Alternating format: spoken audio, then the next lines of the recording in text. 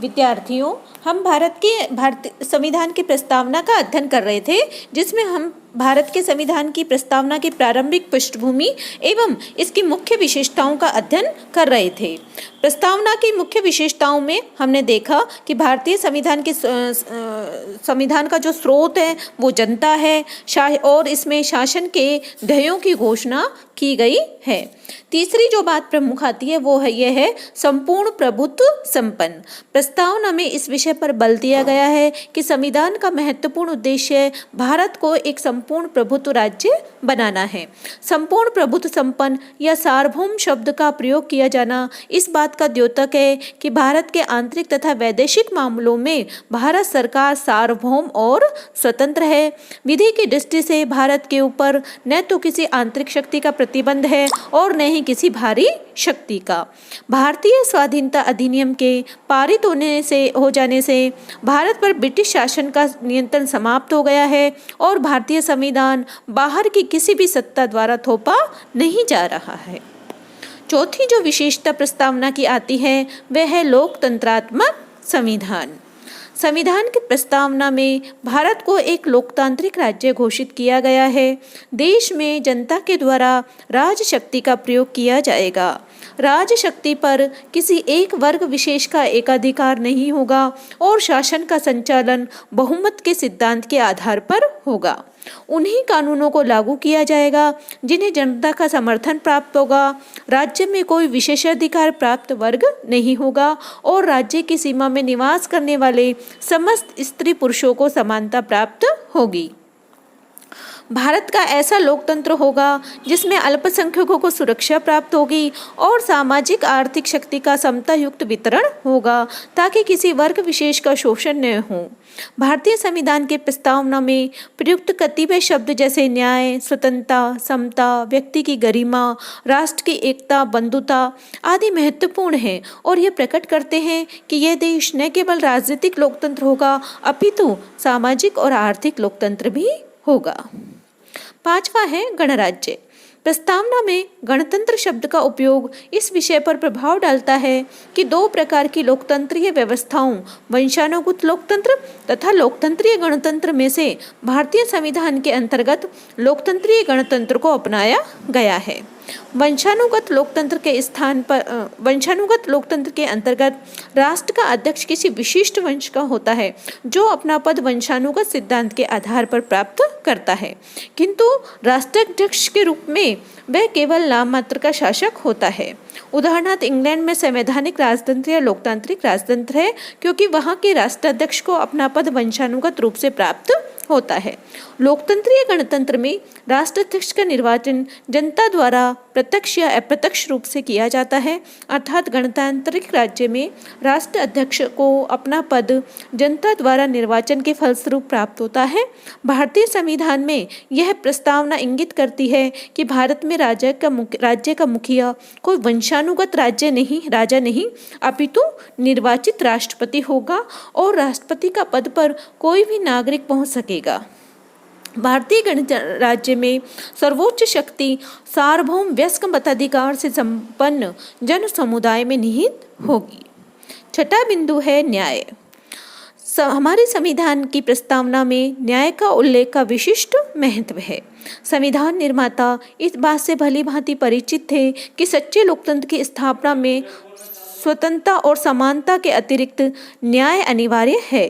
न्याय के द्वारा ही लोकहित की वृद्धि हो सकती है।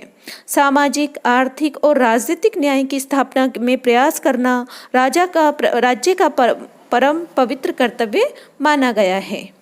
सामाजिक न्याय से अभिप्राय मानव के बीच जाति और वर्ण के आधार पर भेद न माना जाए और प्रत्येक नागरिकों को उन्नति के समुचित अवसर प्राप्त हो। राज्य का दायित्व है कि दुर्बल वर्गों का शोषण रोके और उनके विकास के लिए क्रियाशील हो। आर्थिक न्याय से अभिप्राय उत्पादन एवं वितरण के साधनों का न्यायोचित वितरण हो और धन संपदा का केवल कुछ हाथों में केंद्रीकरण न हो। आर्थिक न्याय की प्राप्ति के लिए समुदाय की भौतिक संपत्ति का स्वामित्व और नियंत्रण इस प्रकार बटा हो जिससे कि सामूहिक हित का सर्वोत्तम रूप साधन हो। राजनीतिक न्याय का अभिप्राय है कि राज्य के अंतर्गत समस्त नागरिकों को समान रूप से नागरिक और राजनीतिक अधिकार प्राप्त हो। मताधिकार के प्रयोग के आधार पर वयस्क मताधिकार का सिद्धांत ही होगा और राज्य के और अभिजात्य वर्ग में कोई विशिष्ट विषयों की रियायतें सुलभ नहीं होंगी।